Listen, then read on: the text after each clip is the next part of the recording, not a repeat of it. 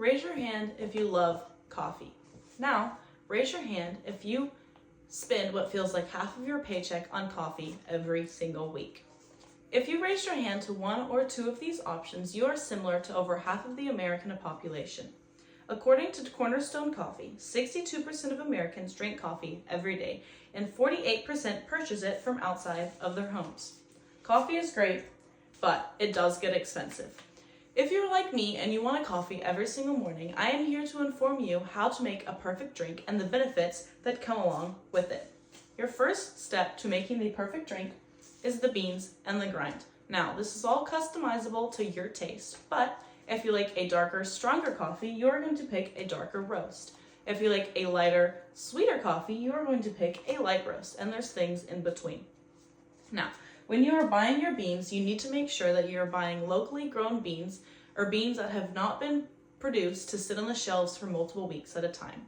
When you buy local beans, you are going to taste a fresher taste in your coffee. It is going to taste a lot better, and it is healthier. When you buy your grind, make sure that you are buying beans itself and not grind. A freshly grinded bean is going to make your espresso shot taste a lot better than if you were to buy pre-grinded beans. After the beans is the espresso machine itself. Now, there are many different options, features, colors, price ranges, and many other things that come along with the espresso machine. When you are looking at your espresso machine, this is where all of the magic happens.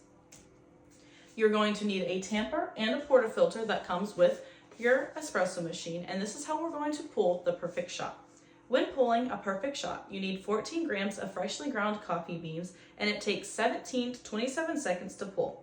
Pulling a shot that is too long or too short means that your beans and your grind is coarse or is too coarse or not coarse enough, and this makes it a bad shot, according to Brew Crew Basics, created in 2017. When you are pulling your shot, after you grind the beans and you put 14 grams into your portafilter, you are going to tamp it with about 30 pounds of pressure.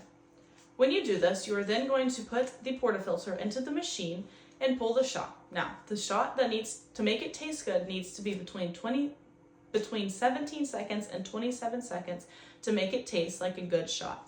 And most machines do come with the feature of a timer, so you do not have to do it yourself.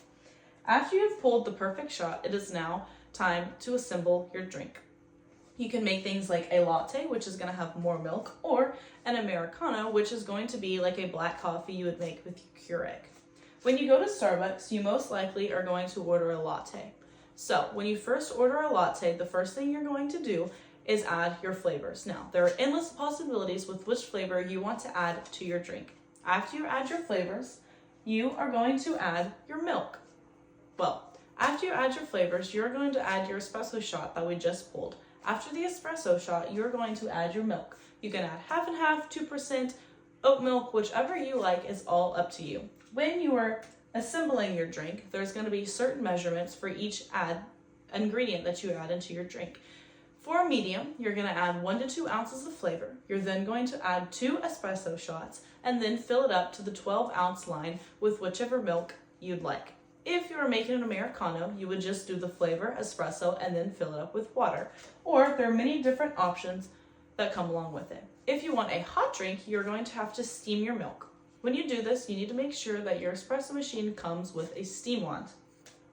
When you do this, we are going to what's called froth the milk by adding milk into the container, putting it into the steam wand, and then chirping it twice, which is taking the steam wand out of the milk, putting it back in 2 centimeters into the milk, and then doing that one more time, leaving the steam wand right below the surface until your milk reaches 160 to 150 to 165 degrees Fahrenheit.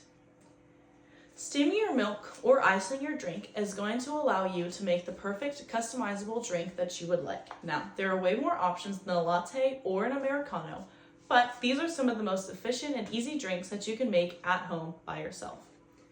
With making your drinks at home comes another benefit, which is knowing the exact ingredients that are going into your drink.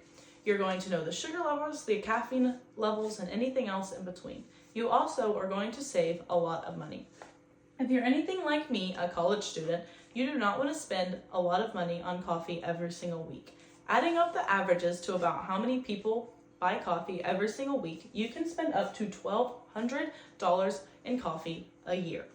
So I know buying a machine is expensive, but in the long run, it'll pay out when you buy coffee that is $1,200 every single year. I know that coffee and making coffee seems like it can be an intricate process, but I hope that what I have taught you is going to make it a little bit easier.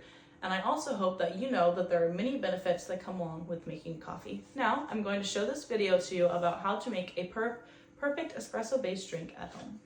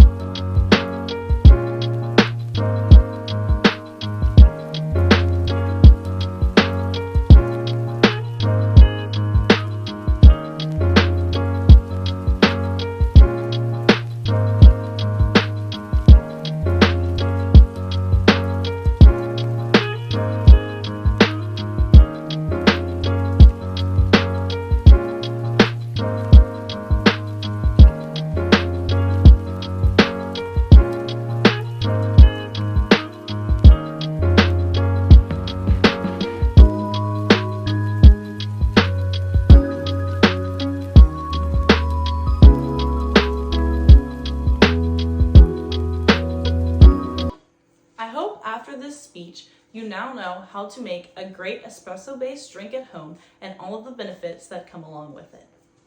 Thank you.